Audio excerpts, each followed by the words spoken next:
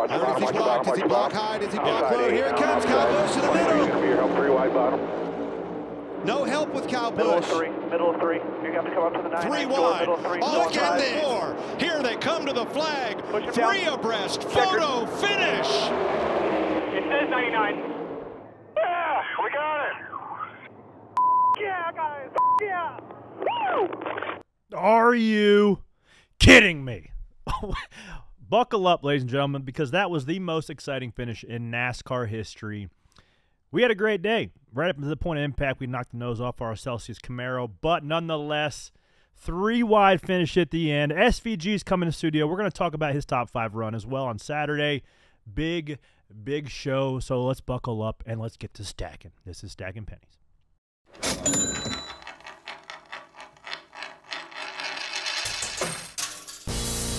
Stacking them deep, selling them cheap. It tastes like gasoline, rubber, and victory. We're just out here stacking pennies. Ladies and gentlemen, I'm Corey the Joy, driver of the number 7 Celsius Camaro, joined by front tire changer. I'm Ryan Blaney's runner-up Ford Mustang, Ryan Flores. Ooh. Ugh. That thing was a hot rod. It was good. Young Blaney did good too. You know who is feeling pretty good today besides Daniel Suarez? Marcus Smith.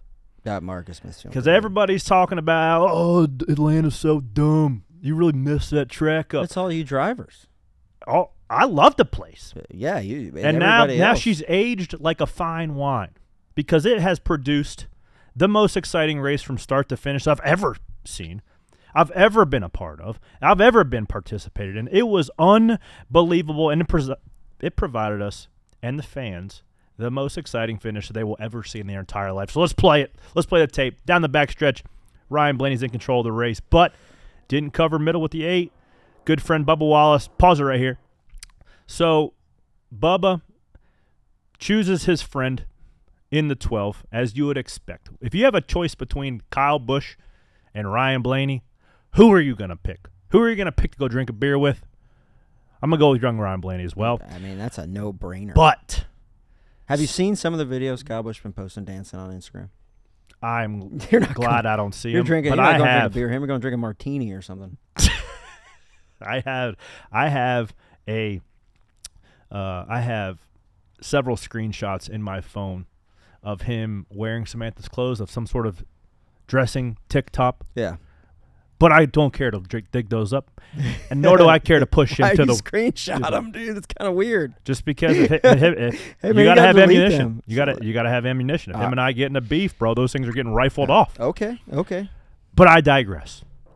So Bubba gets plowing tight. You even see him dump out of the gas. So now the 12 has no help. He tries to shortcut it coming to the line, and Daniel has a little bit of help in the 2 and literally wins it by what? 3 inches, 4 inches? I don't even know if it was that, dude. Dude, that's unbelievable. So let me take you from our pit box perspective, right? So we're all on we have a new spotter in Team Fugalo. That's 2 inches. Yes. 3 inches. So we have a new spotter. We're all on, like we've talked about, the open microphone, so we're all talking to each other. And the 99 team is next to us. Literally the next pit box next to us. So we're coming to the checkered, and like he's trying to figure out, and Kyle Busch just sick move, right? To kind of shade down and then plugs the middle. Yeah. Thank God. And then I saw the 23 go with us, and I'm like, oh, we're good. And then he just dump truck tight. And I'm oh, boy. So we come off of 4, and we're all watching the TV screen. It goes out like 15 feet from the line. And we're like, what? And Chris Conklin, our gasman, goes, we got it. Because from our view, you couldn't see the 99 from that view. It just looked like we got it. And the 99 team's over the wall celebrating already. And I'm like, oh, that's going to be bad. Where was you in relation to that picture? Were you towards turn 4? Turds. We were at 26. So say the start-finish line is at probably 18. Yeah. So we're, so you're on the backside of it. Yeah, you could just see our stall out of that frame. And then was there a letdown when you realized that you had not won? No, because I never got excited, but the 99 team was already celebrating, and they stopped. They were already running towards the front straightaway. We hadn't even started. We hadn't even lifted yet. Well, they started celebrating, and then they were like, uh-oh, because they looked at us like, those guys think they won. And then I jumped on the wall and was like, wait, because Chris was like, we got it. So I was like, oh, he's pretty confident in that. the 99 team seemed pretty confident that they won, and then they did not look so confident that they won. And then I just saw him, like, we just kind of started wrapping up our stuff. Like, what did the spotters or crew chief here, like, confirmed 99 is the winner? No, Fido was just like, damn it. Oh. Like, Fido was just, because it's the second week with Timmy, right? And they did a good job all day. Ryan, dude, the one thing Ryan said in the middle of the race that was really cool, he was like, dude, this is intense. He's like, this is so much fun, but it's hard. He's like, it's very hard. And talking to Logano this morning, he's like, yeah, it just got tight, and then I went to lift, and I got tighter, and that's how I wrecked. And Ryan said, like, I can get a run, and then I'll get tight if I do one thing, and then if I cross over the wake, then I get loose. He's like, it's really challenging to figure out. So you sissies had to earn your money this week. Had to earn all of it. Even, I mean, there was a radio clip, so I forgot exactly what Ryan said. Or he said something like, I don't know, it's just like hard to pass, can't go anywhere. And Ryan says, that's why I pay the big bucks. Blaney said that? No, Ryan Sparks. Oh, Ryan Sparks said that to you? Well, touche, sir. Hey, pull him a little tighter. We qualified 32nd, so we didn't have a lot of great pace in our car, so we were only really able to get to like 7th. Everybody's picking us, right? Oh, man, you're in my DraftKings lineup today. Oh, you're this. Oh, side note, some fella in an autograph session say he live bet last week at the 500, $500 for a top 5. It was like 2,500 to 1, and he won $3,800. Not a bad deal. I said I only need a third of that, so Venmo me at Corley Joy. Thanks. Take your but percentage. He didn't Venmo me. So nonetheless, what if you have a bad week and then he sends you a Venmo request? Hey, bro, I'm gonna need a third of that 500. There has been a lot of people that have lost a lot of money on me, but one day it's gonna hit. Don't be putting your Venmo out there like that. You're gonna get all these people requesting. Hey, man. Or you can just give me some money because we're stacking pennies. Okay. Or you can go buy the new hat that just came out. So we got up to about 7th, and we're actually in a good spot. We were back forward. It seemed like every single wreck in the entire race happened off of my hood. I figured there was going to be a wreck in front of you on 77 heading home. I thought so, too. It was everyone. The first from the start lap, to the end. From the freaking first lap, they start piling up Days of Thunder style. Look, right here. Look, see. Oh, checks the whole lineup. Who's that? The 23 got – and I'm like, oh, sweet Jesus, here we go. I'm on the binders as hard as I can get. Smoking the tires. I'm through it, Harry. Well, nobody's expecting there to be a wreck. No. That really showed everybody's guard is down. You haven't even, like, got the oil warmed up yet. You're just like, let's feel this thing out. And, oh, boy, there's smoke. Oh, binders. You're looking in your mirror, out the windshield, in the mirror, out the windshield. Smash, smash, smash, smash. Oh, this guy's coming by you. Yeah. Hold on, they're wrecking. I'm coming. Hang on, tell him I'm coming. Tell him to keep wrecking. Yeah, there's the old 10 stove in the fence. Hey, putt by him. Okay, cool. See, there goes the 20. So there goes the 45 crab walking. That's a toe link. That's definitely a toe link. That's probably a little more than a toe link. That's a whoa link. That was unbelievable. So I don't. When is the also Joey Logano, luckiest fella in the world to get a caution when he has to do a drive-through penalty for wearing a Aquaman glove that they have since developed for qualifying because it's worth 3 counts of drag. Congratulations. He got a wreck on the first lap for the first time in like 5 years. They said that Paul Wolf couldn't have hit the caution button any better. No. If he had it in the pit box himself. Like, he pulled down, like, got the pit road speed, and it was like, caution. Yeah. Oh, under green flag conditions, like, just he'd past he'd have been 3 laps down to start the race. Hey. I asked Joey in the driver's meeting, I said, what were you wearing, a cooking mitt? And he goes, oh, yeah, I just forgot to take the Hunts Brothers pizza out. I just forgot to swap my glove. That's it, dude. It's great sponsor. Sure. Guy was cooking lunch. Had to go. He just got mixed up. The left-hand glove, driving glove, or the cooking mitt. I don't know. Sometimes honest mistake. Who knows? Part of it. But got a lucky break there. He ended up getting caught up in a wreck. That one was also off my hood. And then ultimately the 5 car ended up on my hood when the 6 car popped the tire. But we can go chronologically. We were set up in a really good spot. About 40 to go. The top, this is right when the bottom lane starts kind of like loosening up with tires are starting to go away. Not a lot of guys can handle on the bottom. So it's kind of a race to the top, and then you get, like, that's when you get some track position. So we were like 4th in the top, set up as good as we had ever been. And then it looked like either the 5 was in a bad aero spot or he had a right rear tire go down, because all I saw is the 5. Doesn't look that bad. Oof. I'll tell you that. It doesn't look bad. It didn't hit the outside wall. But it felt like every single seatbelt that was attached to my body just got yanked so freaking hard. Really? Oh my God. I mean, Did we have an in-car shot of that or no? Because right here I was like, yabba, wabba, damn it, that hurt. You know when you take a big frontal and it's like, I was trying to think about how to explain it to people who are sitting on their couch drinking a Busch Light, what it feels like to just even have a little bit of a fender bender. Well, that makes sense though, because the way you hit, like all the energy was forward and up, right? It wasn't down or sideways, so all the energy went through the belt. So it felt like I could distinctly feel where every seatbelt on my body was. It was like it had like an electric shock, like a zzz.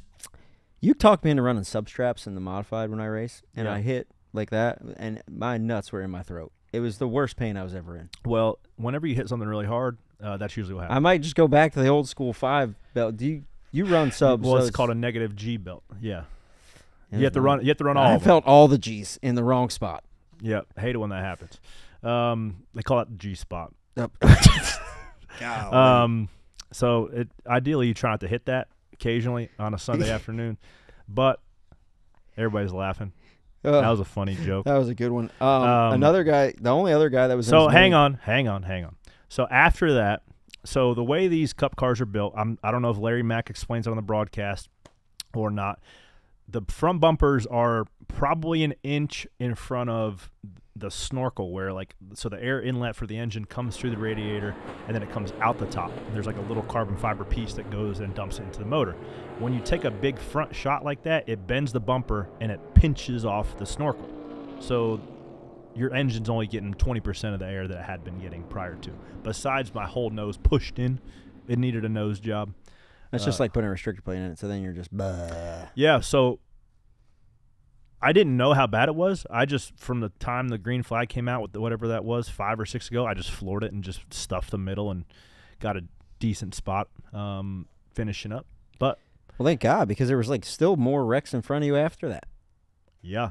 Denny wrecked a bunch of times too. That one, the 4 car, when he spun out, it looked like he did like 7 spins. Oh! Teammate getting a little bit of a little airborne there. It's a heavy car. Here, like he just did like pirouettes right in front of me, and I was up against a wall. My strategy, holy moly, that is some air. Good job. That makes me wonder. That makes me think about like Blaney last week when the wheel gets ripped out of your hand and hurts your wrist. Yeesh. Here we go off for it. You just see a little bit of puff of smoke, and then you just back her down. These guys, see, you are going way slower. These guys are like the rule is you can aim right for them, Days of Thunder style. I started favoring to the right because as much banking as the track had, it's kind of self-cleaning. That's what I did that first one. That's what I noticed, yeah. So it seemed to work. So you just kind of favored towards the fence because even if they hit the fence, they're going to slide back down. That's right, eventually. And then you just try to like back it up, hit the brakes. So luckily we missed all of them except the one that really ended our day, didn't really end it. It just ended our chance to potentially contend for a win. But everybody was super pumped up. The crowd was losing their absolute mind when Daniel Suarez was doing donuts and was standing on top of the car. Well, it's just they just witnessed one of the best finishes in the history of the sport. Yeah. And the race was thrilling. It was the whole time. So, dude, it was so freaking. It was such a mental battle because you go to the bottom, hole opens up on top, somebody behind you's filling it. It was legitimately like a game of fast-paced chess. Yeah, it was like Bubba said. I think he said his name is. He had mush brain. Dude, I got mush brain right now. It's Monday. I didn't have much to begin with, but my brain is mush. Well, it's just high-level decision-making, right? So you're making a lot of decisions in that race when you're that close and 3 wide, and you just never get a break. Well, the thing that differentiates it from Daytona is you're not thinking about your car handle at Daytona. You're thinking about trying to back up to formulate runs. You're trying to figure out which lanes come in, which lane's tighter, and you're kind of watching other people, what their tendencies are. At Atlanta, you're legitimately trying to position your car to get air on it to either loosen it up. If you show your right sides, it'll loosen like the right front kind of bites, and you lose some left rear diffuser pressure. So that'll free you up. Or if you saw Bubba on the last lap, right, pounded in the bottom, get plowing tight. Like, the opportunity was there to really mix up yourself. So you're constantly thinking about, where can I put my car? How's my car driving? A little bit of tire deg, a lot of aero dependency on cars in front of you, while also trying to plan a run around somebody else. It was just like, oh my goodness. Everybody in the field is wrecking in front of you the whole race, right? Like, guys were busting their ass, like, a lot. Yeah. Good guys. Yeah. I've seen Denny wreck. Like, well, you're on the verge of the tire, right? You're constantly out there, and you put the right rear. So the old radio chatter. You don't get you don't get very many like warnings of that, but when you get a little bit, like about 4 of those, then you're a passenger. Did the common rear suspension help the racing? I think so, because it made them drive a little bit better. So everybody in the field had to have the same exact rear suspension points. Do you have to have the same springs or no? No. So with the race, here's a question. With the race being that good, do they look at that in the future for more races? I don't think so. Really? No. Why not? Just because you want to give the team some freedom? Yeah, you're taking some IP away from the team. A little bit of arms race. But are we here to make the team's intellectual property more valuable or have good races, right? Hey, that's the question. It's a legitimate question. Now, it would be beneficial for a smaller team like mine to have a common suspension, right? You don't have the depth of engineering. You don't have the depth of all this stuff to figure out what the most ideal thing is for tire slip. But then you take a lot of the nuance away from setup. Yeah. So I don't know. My vote would be keep it as it is, because if you hit on something, you want to be able to sustain it. But speaking on hitting something, our good friend Shane van Gisbergen just walked into Nonsense Garage, scoping it out. I wanted to talk to him. I was watching him, listening to his radio on the NASCAR app. He was doing great. They put him in some bad spots, and they played the fuel game right. My buddy came home with top 5er. Oh yeah. So we're gonna jump to a break, get this studio set up, and Shane van Gisbergen is gonna join Stacking Pennies right now.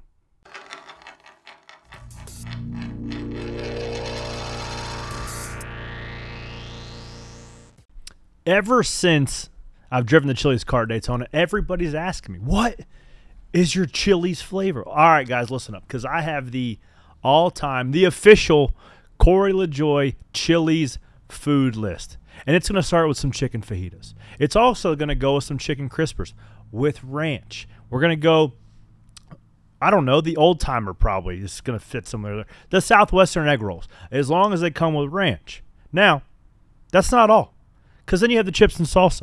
You have to eat not 1, not 2, but 3 baskets of chips, probably the skillet, probably also with some ranch. Just keep the ranch coming and right on down to Chili's.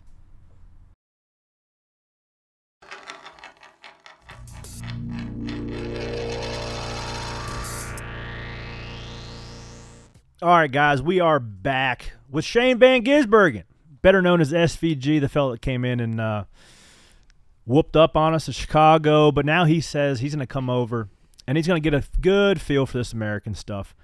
And we gave him a real good tester. We've sent him to Daytona in the ARCA Series. We have since now sent him to Atlanta. Now he comes into Nonsense Garage to tell us of his escapades. Welcome to the studio, buddy. Good to be here. Love your setup. Appreciate it. Appreciate it for coming in. All right, if you had to pick one word for your first 2 weeks in NASCAR, what would you go for? Nuts. Yeah. Okay. Yeah. It's 2 pretty or 3 crazy races and way to start. You know, you can prep all you want for those super speedways. There's nothing preparing you for the Organ Donor 200.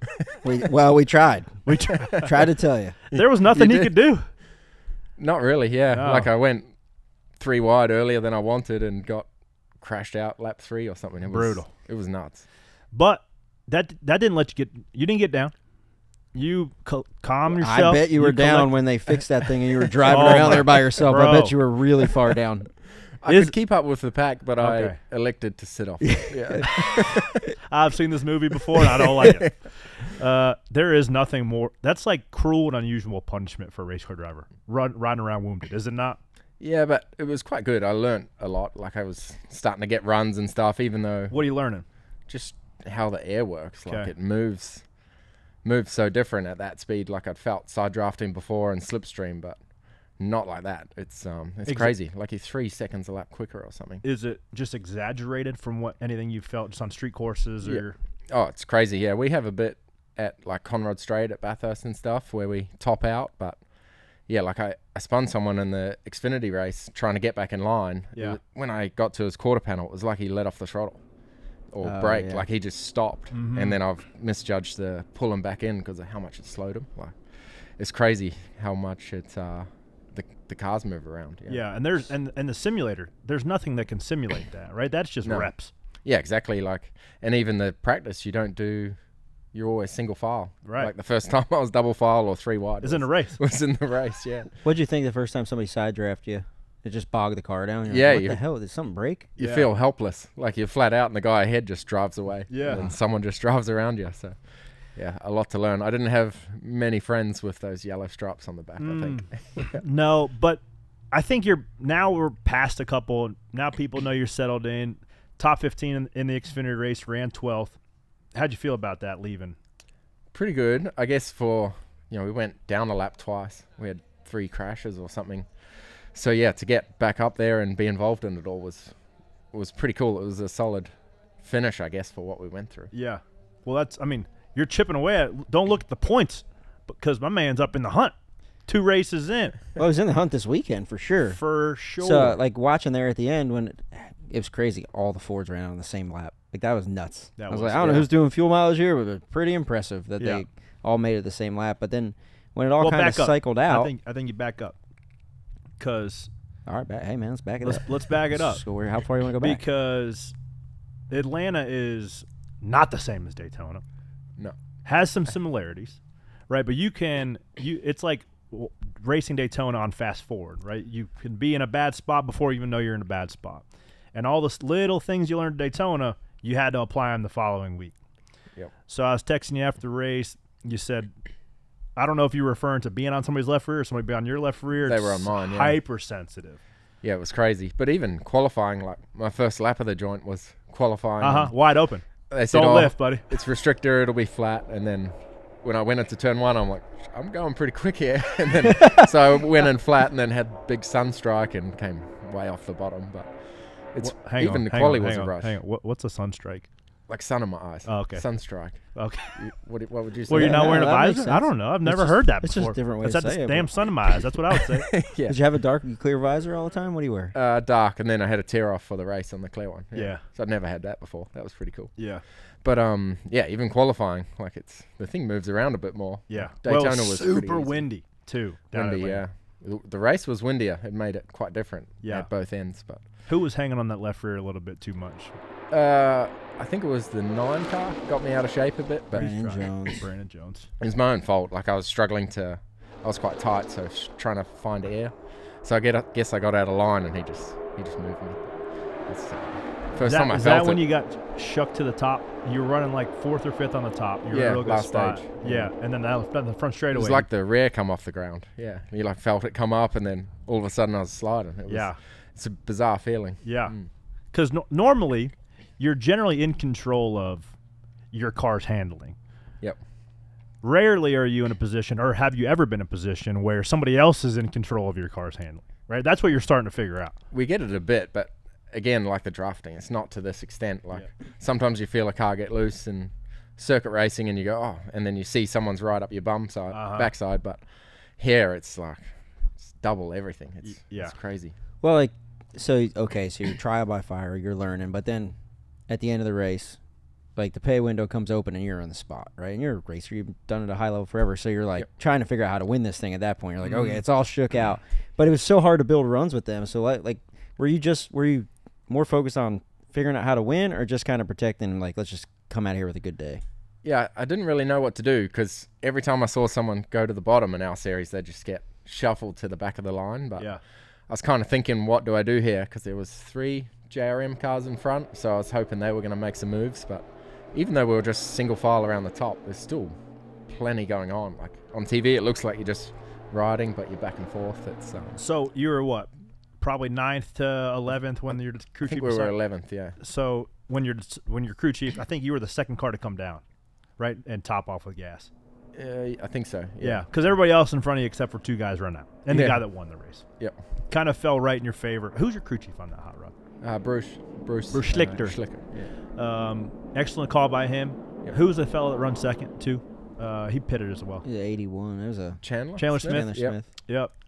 That's So a that Gibbs was effort, right? Yeah, that was a high IQ move to come take fuel at the end. Got the finger pulled at me by him. That's the first guy. Chandler Smith? Yeah. Wow. Gave you the first, the first dub on American soil. I got pushed into him out of 4, and he had a big slide. And I was getting pushed from behind, and then he's down the whole straight. You ever seen the movie You're number 1, buddy. You ever seen Coming to America? With When Eddie they Murphy? give him the finger, and he starts giving everybody the finger because that's how he Like thought that's he'd your welcome greeting? everybody. Oh, goodness. But Yeah. so it worked out pretty good at the There end. has been a considerable less amount of middle fingers shown on Sunday. I don't know why. I think just because if somebody shows you the bird, you just run smack into them the next corner. Well, it's because it's speedway racing too, right? Wait till you get to Vegas. And you Yeah. pull up in front of somebody, or you take, you I don't know. You aero block. It seems like people's thresholds for getting tossed the birds is very low right now.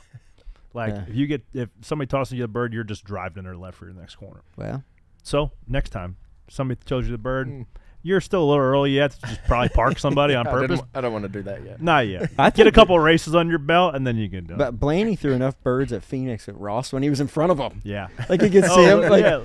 Like he's rush hour traffic. Yes. So maybe everybody's just like, maybe there was a bird quota for a little bit. Maybe so. All right, so now we go. Let's put the speedways behind us. I'm sure you probably spent a ton of hours on the simulator, but probably not as many as you expect. That's what you said last time. Yeah, same. Spent a lot of time, I'm sure, at Vegas to just get a feel for it. That's a fast joint.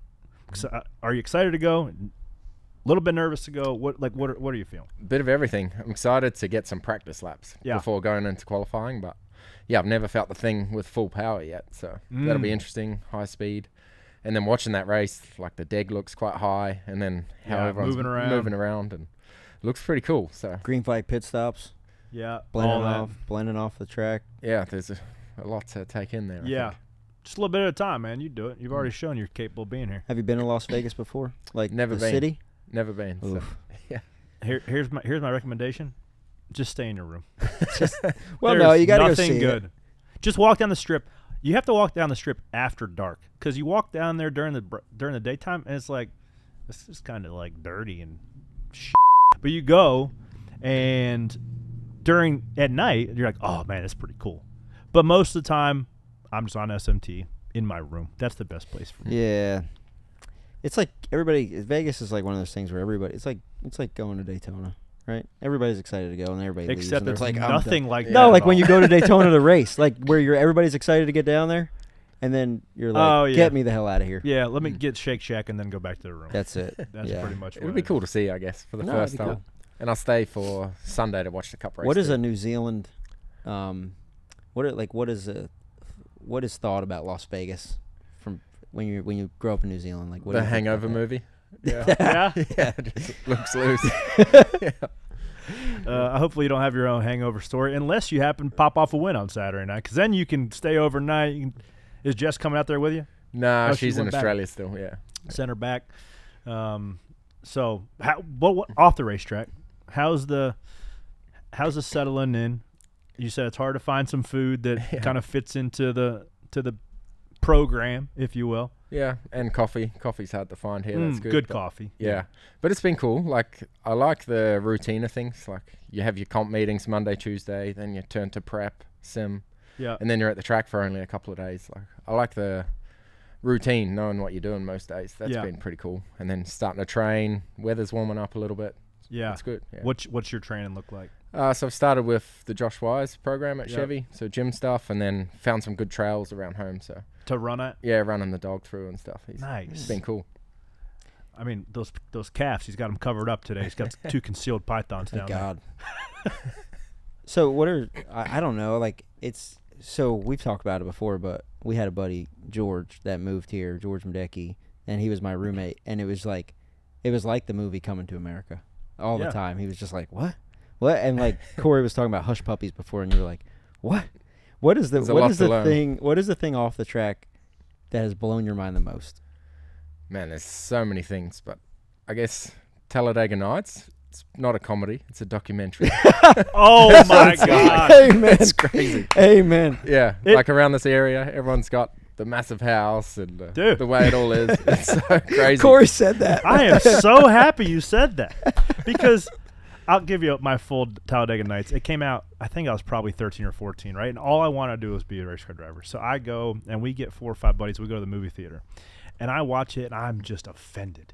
How dare they make fun of the profession that I'm watching Dale Jr. and Jeff Gordon and Carl. Like, these guys are idols. They, of course, don't live in this barbaric way. No. Like, there's no way NASCAR is this. There's no way people act I've like been this. doing it for 7 years now, and it couldn't be more of an accurate portrayal. It's and then Kevin Harvick buys the freaking house to Ricky Bobby. Yeah. Like, are you kidding me? Oh.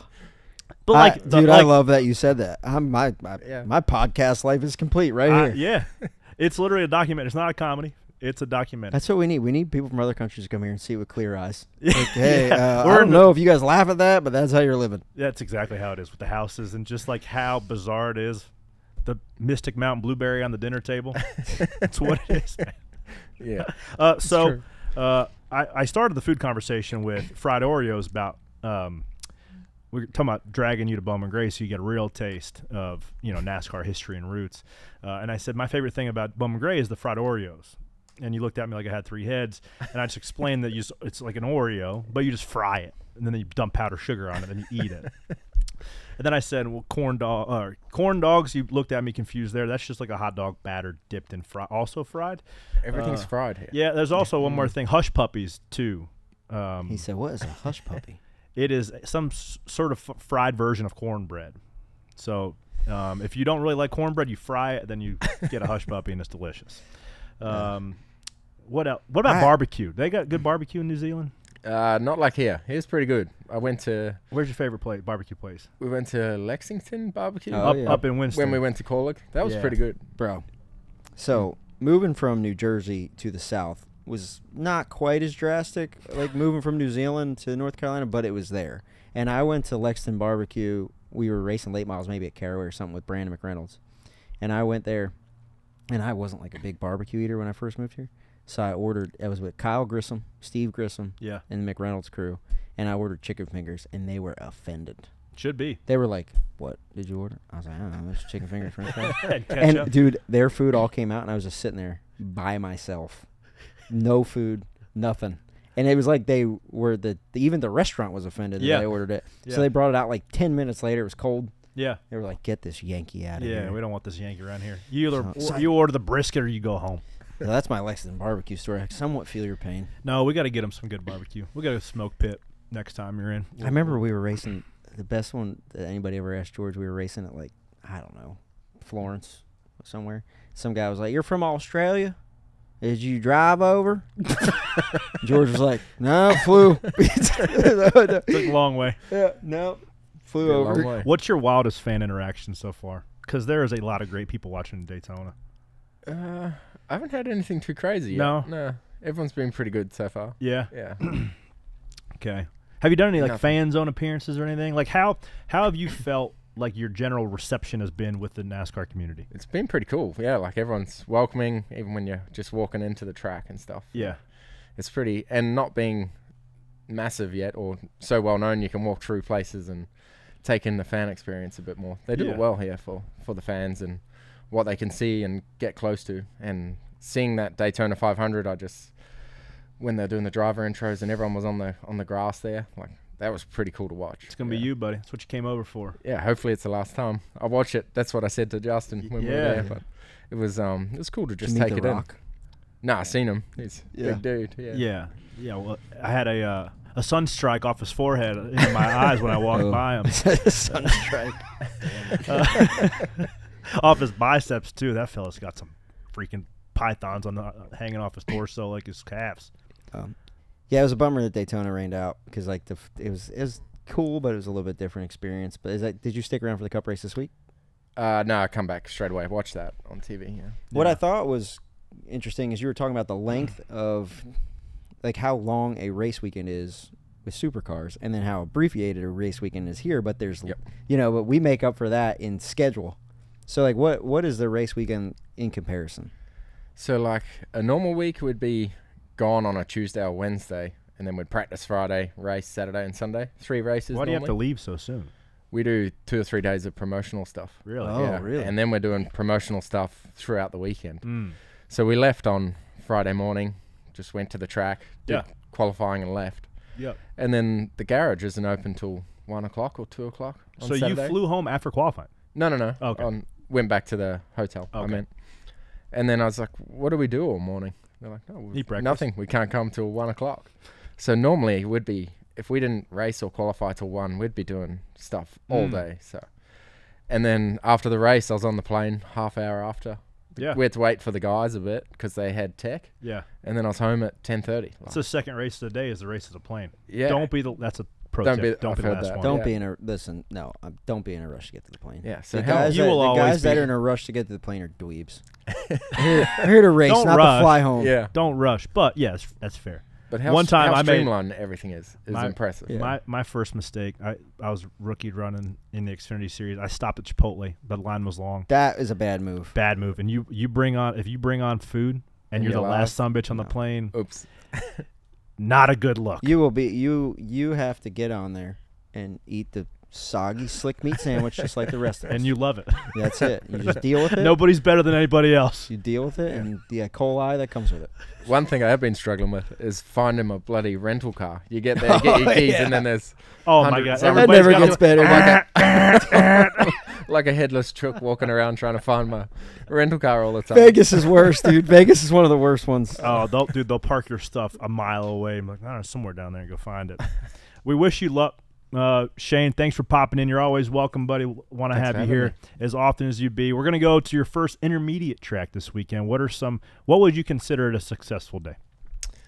Just doing every lap again. So obviously that would mean finishing on the lead lap, but yeah, just learning every lap, get through trouble free, and that'll be a good result. Yeah, don't rush it, man. Let it come to you. Get a feel, because it's gonna be that first time you felt that skew, right? That side, the tire's gonna be squishing, the body's gonna be way hung out there. So ease up to her. Look forward to it. Track's gonna have some grip.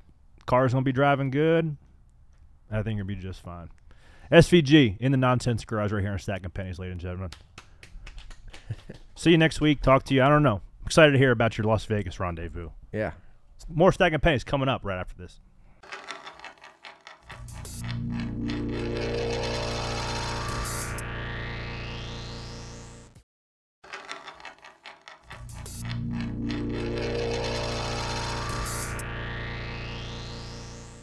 Well, we sent SVG on his merry way, so now we're going to get into some pit road boats and woes, because there were several of them this weekend. What did you see down there? There was one thing I wanted to ask you about. So you were coming to pit road entrance on the backstretch there, under green. Yeah. And you, like, blew by the 47. The 47 must have thought that it was 45 miles an hour. Because I was like, wait, Corey had to be speeding there, right? No. But then the 47 had gotten posted for speeding. So I wonder if he sped and he was just like I wonder if it was after he sped and he was coming back to pit road to make sure he didn't speed. I think he legitimately forgot that it was 90 miles an hour for the first half of pit road, because he lifted off of turn 4 and like hunkered it down. Bam, bam, bam. You blew by him so fast. I'm like, not gonna make it, not gonna make it, not gonna make it. Holy sh! No, I was even conservative. Like my mark was at the 3. He starts lifting at like the 7, and I drove it. I'm like, maybe he knows something I don't know. So I lifted like the 5, brought it down, got to my little mark on the dash, and I looked in the mirror. I'm like, he must think that it's 45 miles an hour. And then he must have sped up and went too fast. Yeah, dang it. Well, I was watching to It was see confusing. if you pinged. I'm like, okay. And it came up like speeding penalties, and it had like a box, and I was like, no 7. Okay. No, I was like, good that's to go. good. I was like, man, that was crazy, but it was even crazier getting to pit road 24 and 38, and those guys right. So easy to sit there and be like, well, he's done something dumb. No. The first time you get down pit road, they gave us one shot in practice. After qualifying, you go make one lap that's like 4 seconds slower than what you're going to be coming down under race conditions. During your qualifying run? You'd make your qualifying lap, and then everybody parks. They run second segment, or the second round of qualifying. Then they give you one lap to come down and just find a brake marker. So they gave everybody one lap? Yeah.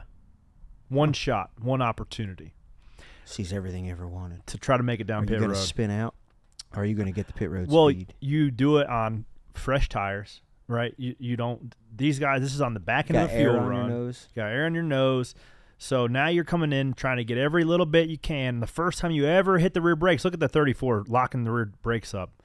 So just as simple as having 1.5 more rounds of front bias in that thing can really change the outcome of your day. So little bit inconsistent here, little definitely should have put a caution there. Yeah, NASCAR doesn't usually put cautions in the middle of fuel runs like that, but 24 you can merging see back on the track. That 34's right rear tire was locked up for about 100 yards. A little bit off on the bias there, but you got to get it all. That 24 was somewhat in harm's way. Right, we were quick to the button last week at Daytona to call that race over. If you guys want to hear people talk about when they should put cautions out and shouldn't, go listen to Brett Griffin. We're not going to debate that here. There's a whole podcast where they can debate that. Talk about how they didn't put it out. They kept going, and nobody was harmed. Worse for wear. But so I understand that NASCAR realizes that Atlanta's pit road is unique. So the people that come down are really vulnerable for instances like that. If you're one of the first ones down, you are at risk, if there's a yellow in the cycle, to be 3 laps down. So I know NASCAR has that in the front of their mind, not to put out a yellow at all costs, to let the whole thing cycle so it doesn't ruin a race or ruins somebody's chance. So that's where they're going for. Yeah, it's like when you see, like we've seen it before, like if a tire gets away and rolls into the grass and it's kind of in, like, it's not out of harm's way, right? They'll let everybody cycle and then put the caution out because that's how you get the whole field a lap down. If someone runs long and they're like, well, they know they got to put it out. Keep running here. Right. They'll wait it out. But, yeah. Then, man, it's been hard to get, like, in the flow of the season, especially with super speedways because we used to, like, you had all off season, then you get to the track, you'd have a long speed weeks because it was 2 weeks long, kind of hammer out all your stuff, you'd do 5 or 6 pit stops at Daytona, and then you'd start, boom, right into the West Coast swing. Like, it's time to get it. And with 2 back-to-back super speedways, especially just being complete fuel mileage races, it's been really hard to kind of get in the swing of things. Like, even this week with Atlanta, we left at 10 o'clock, like 10 a.m. on Sunday. Yeah. And it, like, even with tough that. Life. But even it's with that, like, you just feel like you're forgetting something all the time. Because, like, forever, right? In my 18th year doing it, and forever, like, it was like 4 a.m. on the Roush plane to get to the track 7 hours before the race started. And it was just like, you didn't see the sun all day. And you wake up and the sun's shining on Sunday, you're like automatically think you missed the plane. You're like, whoa. Yeah. So it's just like you constantly think it's you're forgetting something, and then when guy, it is tough. Yeah, it's tough. Hard work. You're the victim. That charter plane stuff. Feel bad for me. Oh, that's like our trainer Nate came this week. I said, "Can you believe people complain about this? It's a pretty good deal. It is a pretty sweet deal. Pretty good deal. As long as you're doing good. You only work one day a week. Yeah, really. As long as you're doing good. When you start not doing good and you get you're fired on TV for the wrong reasons, it's not a good deal.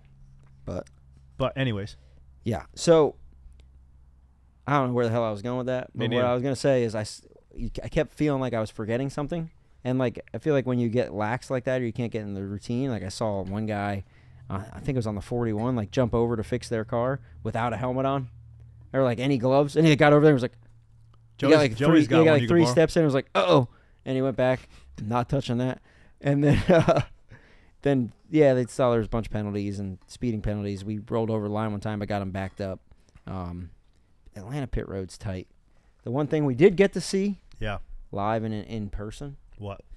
It's going to be a little bit different Dog of the Week segment this week. Is it? Yeah, because repair dogs. Hey, they were on pit road, but it's the road crew. If I've said it once, said it 100 times. If you want something done fast, have the picker do it.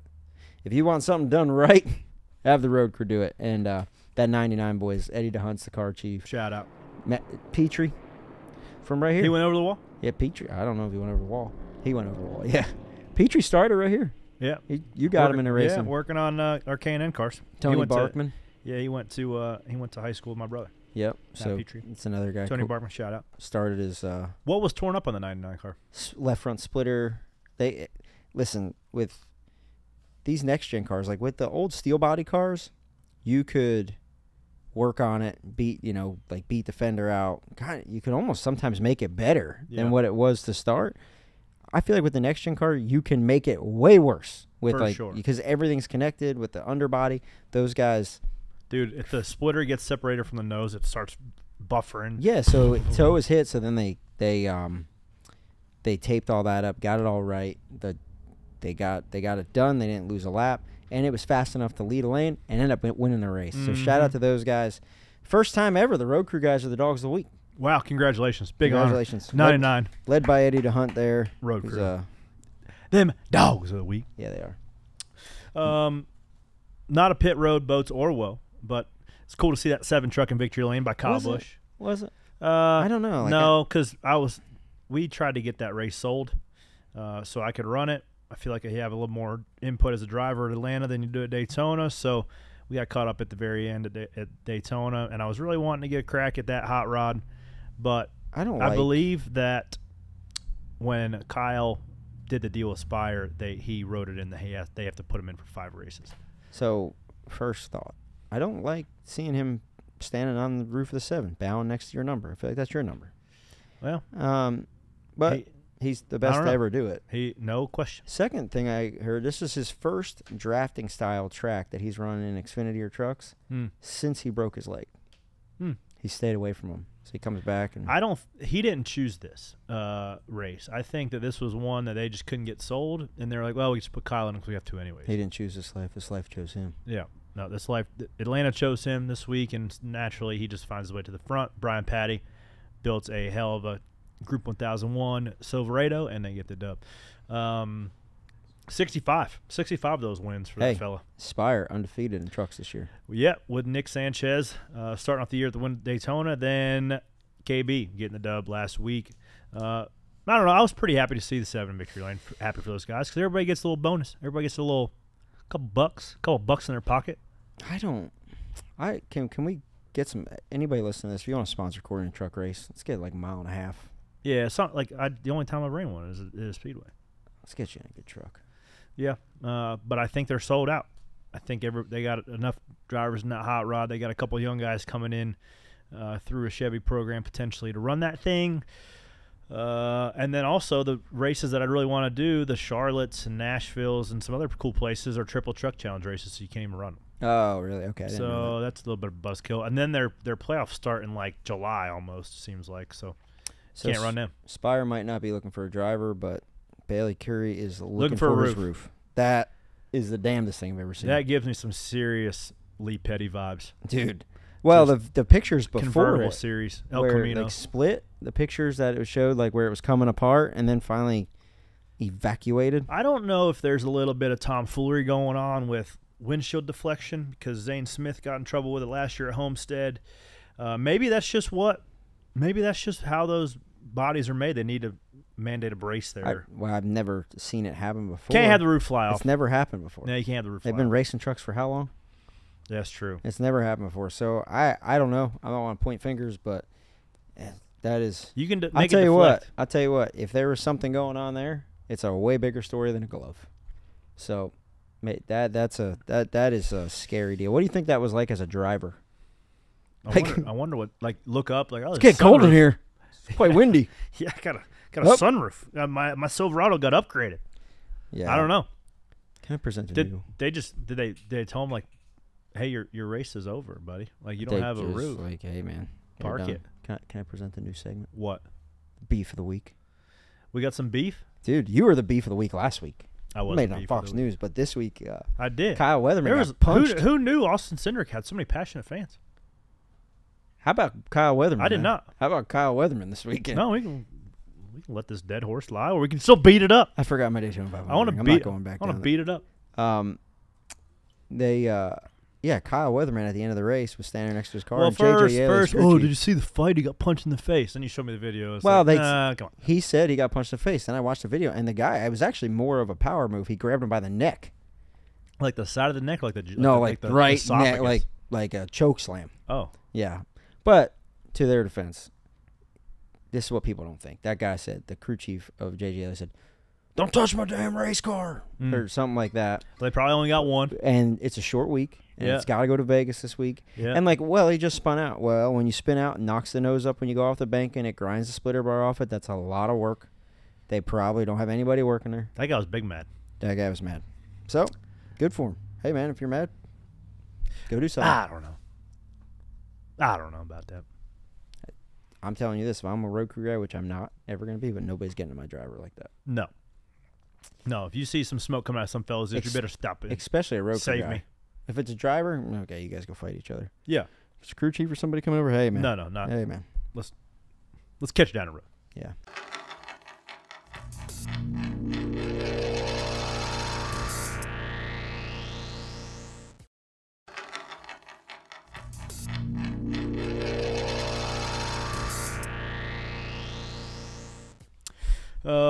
What else we got? Some hashtag Penny for your thoughts questions. You guys keep firing them in. And penny stackers of the week this week.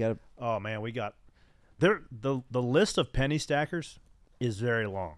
But right now, let's get some Penny for your thoughts questions so we can answer those because I'm excited to talk about penny stackers of the week. First one, Red Raider Fan 7. Are the drivers responsible for selecting their own equipment, or is there a team equipment manager? Well, this is a unique question based off of Joey's glove gate, if you will, finger gate. They had a webbed glove because sticking your hand out the window, deflecting it off air off the blade is worth like 3 counts of drag. Is it worth the squeeze? Apparently they thought so. I could see for the Daytona 500 qualifying. Atlanta, but hey, if you haven't got caught with it, let's keep it going. Somebody must have rolled on him because if he's had it for a considerable amount of time and hasn't got caught, somebody must have peeked at it and somebody must have told the wrong guy on the wrong day because they probably would have just kept it in the truck. But Joey's not picking that out, and he's not with a needle sewing some flame retardant materials in between those fingers. That is a collective idea. And if they find it works in a tunnel, they'll do whatever it takes to put it in the car, and that's just how tight the gaps and margins are. Well, now before it was, you did a lot of, you were able to do a lot of stuff for your car. Now you're just, for lack of a better term, stacking pennies. You're stacking pennies. You're moving your tear off tabs, 1/4 inch up, 1/4 inch in, closer. Is it on the right? Is it on the left? Dude, testing that stuff in the wind tunnel is the worst. Like when I was in the aero group, the most boring stuff ever. Well, you just run it and you're like, it's like close, like, and then all right, take it off, run it again. All right, put it back on. The piece of tape flew up on the rig. Try it again. Like it's hours of trial and error for where your windshield tear offs go. Yeah. And then it's like, we think it's better. Let's do it. It's definitely not worse. Well, they hadn't got caught with it up until then. So somebody rolled on them. They got caught. Joey wasn't probably involved. Obviously, he put the glove on his hand. But hey, who would have thought that they got rolled on? I don't know how many people ask me about that, and I'm like, I know nothing about that. They're like, well, you're on the team, right? I'm like, I am so far removed from A, what goes on in the race cars, and B, what driver equipment is. Like, well, this is also the first time a piece of safety material has ever been used for a competitive advantage. I anticipate the hammer being put down on that glove. Next question. Next question. From not Corey LaJoy. So it could literally be anybody but you. Yeah. I've heard the blue switch referenced on the scanner. What is the blue switch, and how many switches do you have to worry about during the race? I'll tell you guys some super secret information. Everybody's listening to the podcast. They will know the blue switch is the alternator. So you have an on-off switch for the alternator that might get you, 0.6 horsepower, if that. It's probably more of a placebo effect. I've never thought that it's worth anything, but for qualifying some other stuff, everybody has one. You flip it, try to get you a little more juice, then you flip back on. Yeah. How many switches do you have to worry about during the race? There's a fuel pump switch. I don't think there is anymore. Yes, there is. Mine there is. Oh, you cheating bastard. I don't know. Y'all are probably the ones cheating. Hey. Get some more gloves. I don't know. The Penske cars were freaking rocket ships this weekend. That's it. Blue switch, green switch, fuel pump switch, and then you can toggle your radiator fan during cautions if it gets too hot, doesn't have enough airflow pushing it through at speed. So you don't run your fan all the time? Nope. Copy. Last one. Yeah. Ballyhoo-hoo. That's who wrote this question. Nice. Would Corey trade his Chili's Platinum card for a feature role in the Days of Thunder reboot? And if not, what would it be worth for him to give up that card? I love this question. I would absolutely trade the Chili's Platinum gift card for a roll in Daytona in Days of Thunder. I'm still jealous of Larry Mack's 0.2 seconds of fame in that movie. You ever seen him? No. In the opening credits, he's like in the hood. Oh, that's him? Yeah, like setting the valves or something. I stop it every time. You have to really be paying attention because it's like, boop, there goes Larry Mack. So yes, I've heard a little bit of chatter of that, but nobody that I've talked to at the big house says it has any traction. I got another penny for your thoughts question. What? That someone sent to me about this Rowdy Burns fire suit behind. What about it? They said, Pete McDonald, hashtag penny for your thoughts. What would it take Corey to part with the Rowdy Burns suit? It'd be a lot of money. A lot of Chili's gift cards. It'd be a lot. No. Cold hard dinero. Okay. It's actually signed too. It's one of one. Well, they only made two. They only made two of those Exxon fire suits for the Days of Thunder movie, and I got one. Don't ask me how I got it. I have to kill you. I know how you got it. So I don't have to ask. Yeah. So Michael Rooker was the Grand Marshal for Daytona, but a couple years ago he was at Fontana. I heard he was coming, packed it, brought it to the driver's meeting, had him sign it. So that's a. Did you wear it to the driver's meeting? No. Oh, cool if you did. I wore it for Halloween like 6 years in a row. I know. And I just decided to put it in a nice shiny box. You put the goggles on and then put some black makeup around the goggles. I was dialed in. And then the Kenny Powers jersey too. I love that back there. Danny McBride's on that, and then Tim Tebow. Yes, I would absolutely give up my Chili's Platinum gift card for a shot in Days of Thunder 2. But you won't give up the fire suit. That would be it depends how big of a role it was. Yeah. Copy. Yeah. If I was like an what if you're Rowdy Burns' son, like Maverick? Yes. Oh, yes. What would my name be? I don't know. Billy Burns. I like that. I can be Billy Burns. Yeah. Well, Rowdy's my pappy. William. And I just have some real dad issues. Like I expect nothing but your perfection name my entire life. Richard Burns, because it's short for that. I've heard people call you that quite a bit. Yeah, Richie Burns. Oh, Richie Burns. Oh. Yep. That's all I got. Cool. But we got some good penny for stacker for the week. First off, I'm sitting there just in the bus, watching the Xfinity race, listening to kiddos running around, raising hell. Levi, I don't want to watch that. I want to watch Paw Patrol. But no, some were watching the damn Xfinity race. So sure enough, before those commercial breaks, there's some fella with a kid strapped to him with a Corla Joy hat. And I was like, hell yeah, brother. Help us find him. Who is that? And then the next one, and during the Cup race, Michael Bostic, shout out him. He's like, he was slinging his podcast, shoe show, all that. He's got his son in a shirt. They showed up to the Celsius appearance. He's been a fan for a long time, and he is fired up in that clip. It's probably after when you missed one of those 15 wrecks that was in front of you. Yes, he missed another one. Yes, we live to fight another day. Shout out him. They've been an OG fan for a minute. So those penny stackers, there's two. There's a little mini one there. That one's super cute. Michael Bostic, penny stacker as well. One more penny stacker. Last Thursday, or maybe Wednesday, I'm just riding around town, getting my stuff done. Steve Phelps rings me up. Surely he's got something else better to do with his day than to call me. He says, you know what? I'm riding around. I'm listening to you on Sirius XM, listening to Stacking Pennies, and I freaking love that show. We talked for a half hour. So Steve Phelps, as much as you like the show, you, sir, also help keep this show on the road. Thank you very much for allowing us to do that, sir. Thank you so much. You are the penny stacker of the week as well, and you guys also are the penny stackers each and every week, no matter what. But okay, a couple more penny stackers, little mini ones. Levi's favorite thing to do before the race is just get in. Well, the only thing different this week is we had a Chili's in-car camera, so they were able to see Jensen losing his mind. So I had to put him in there. I'm like, and Levi legitimately says, "No, there's no room for you. Get out." And Jensen says, "No, I'm coming in anyways, bro. Watch out. Scooch over. I'm gonna drive this rig."